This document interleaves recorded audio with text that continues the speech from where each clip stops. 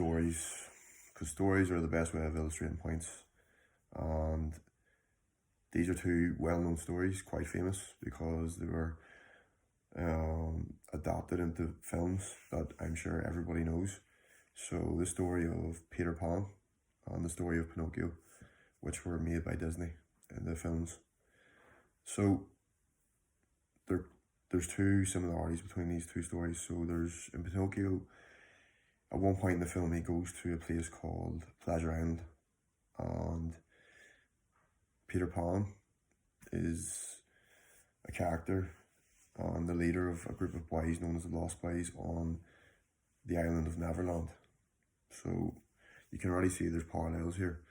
So starting off with Peter Pan. So Peter Pan was the boy who could never grow up, who never wanted to grow up. He was almost like an eternal child, immature.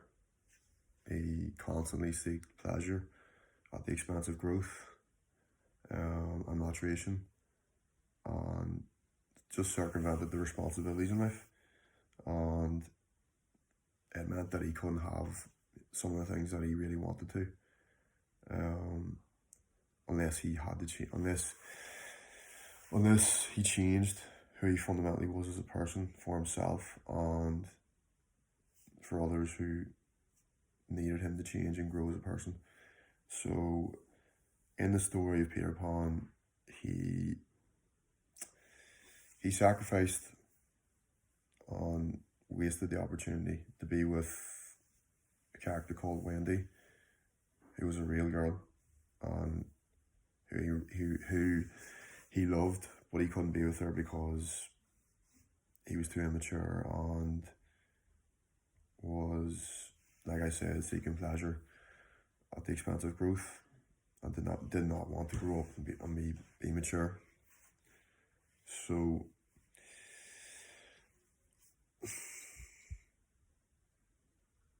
then with the case of Pinocchio,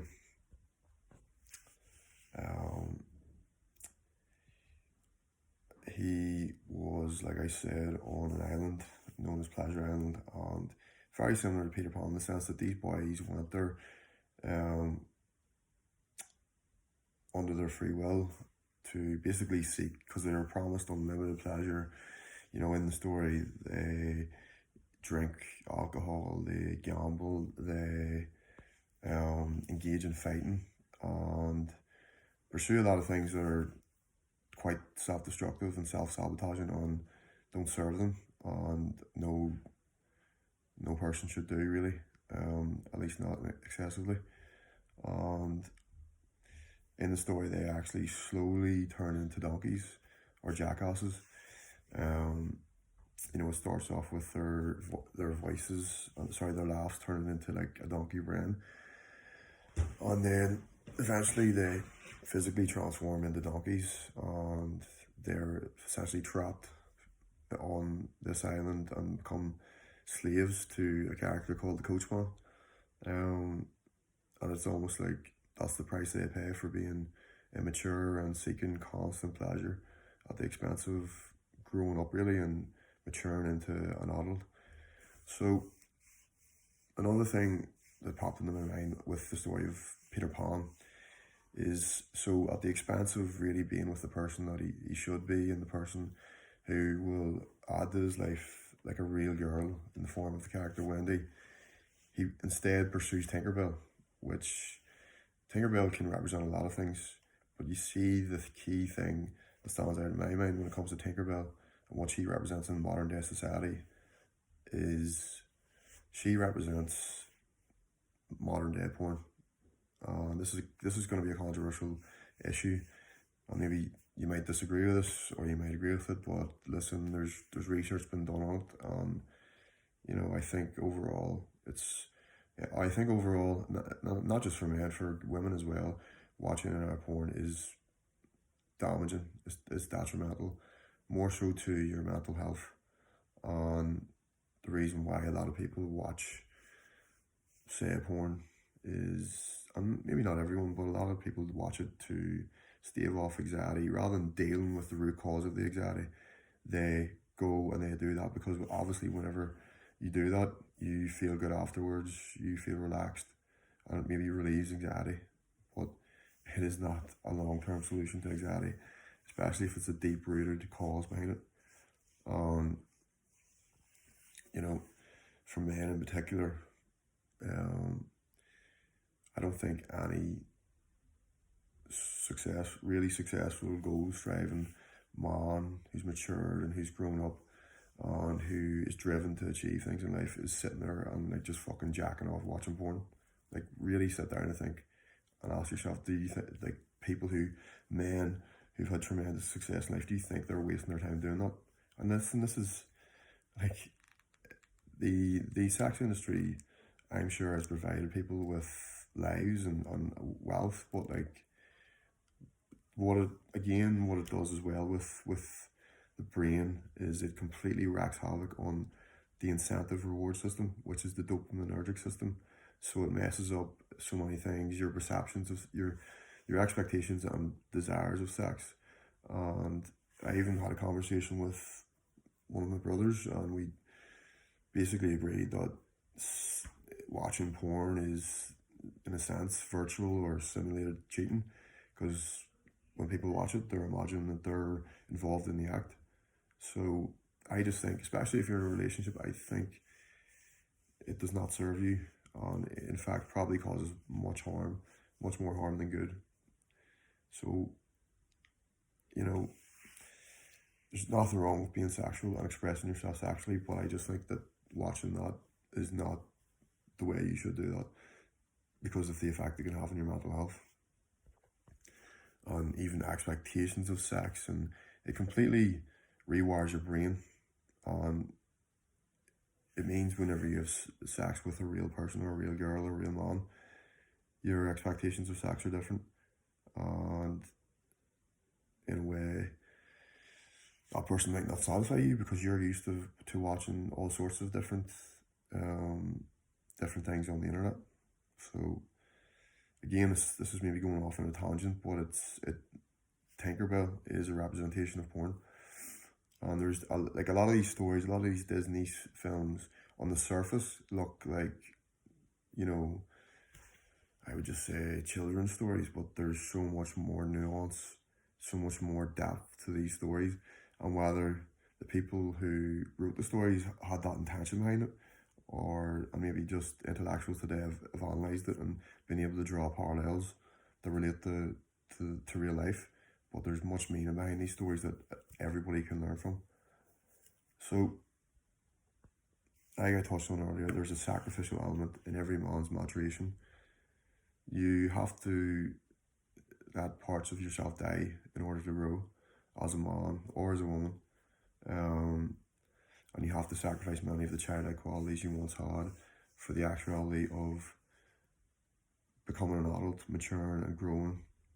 Because if you want to have a family, if you want to have children, spend the rest of your life with someone who you love and who loves you, and have a meaningful, happy, content life, you have to do that.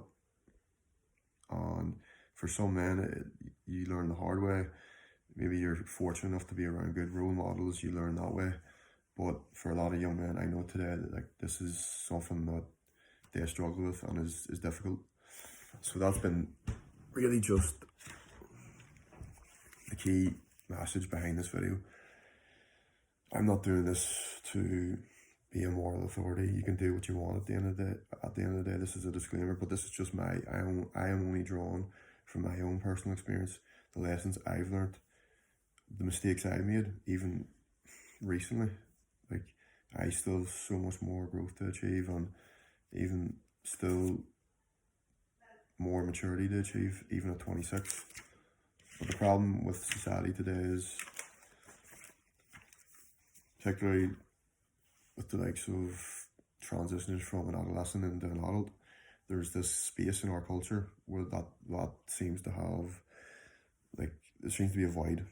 And not for everyone, but for a lot of young men, when they leave high school and maybe they go to uni, it's just, you see, university as well. University is essentially Neverland. It is essentially Pleasure Island, because you go up to university, you think you're going up there to form an identity, but like that mightn't be the case. You might do a course you hate and you're not really invested in, and then you go into just maybe a spiral of partying and, you know, doing stupid, risky, reckless things that don't serve you and don't grow you. Listen, I've made those mistakes. I was there once. And this is coming from someone who went to university. So I went to university, I got a degree in sociology, but I'm not using it because it doesn't serve me whatsoever. That's why I'm a coach, that's why I'm a personal trainer, because that's something I am passionate about and something that gives me immense purpose and drive in life. But when I left high school, I didn't know that. So I just thought going to university was the be all and end all. It was the thing that would give me an identity and basically get me to from point A to point B. But don't get me wrong, I learned a lot of lessons from being in university, and certainly skills, and it improved my confidence, and I achieved great growth as well. But I still, in a way, wasn't pursuing what I should have achieved from the start. But it can take time to find out what is your purpose and what is your passion. So listen, young men today, work on yourself, focus on yourself. Don't chase after pleasure. Now that pleasure can be drugs, it can be alcohol, it can be women, whatever it is. There's nothing wrong with wanting to be, say, with women. But listen, you can pursue that line and that course of action for only so long before it becomes just empty and a void and won't serve you. So every young man has the potential to be a king, and it can take a long time for you to realize that. But as long as you focus on yourself, you put the work in and you grow, you will get to where you want to be. And I just hope that this video makes an impact and resonates with young men and can show you that, because I wouldn't want some of the mistakes I made when I was younger, and even up until recent times. I would hope that this video can sort of strike a chord with young men and maybe make them think about themselves in a different light and pursue things, setting goals, having direction in life, having purpose in life will give you an immense sense of satisfaction and fulfillment. So stay strong, kings. Keep working on yourself and be the best possible version for yourself, for your family, for your partner, and continue to grow, continue to strive, and you'll prosper. Thanks for watching. Appreciate and love you all.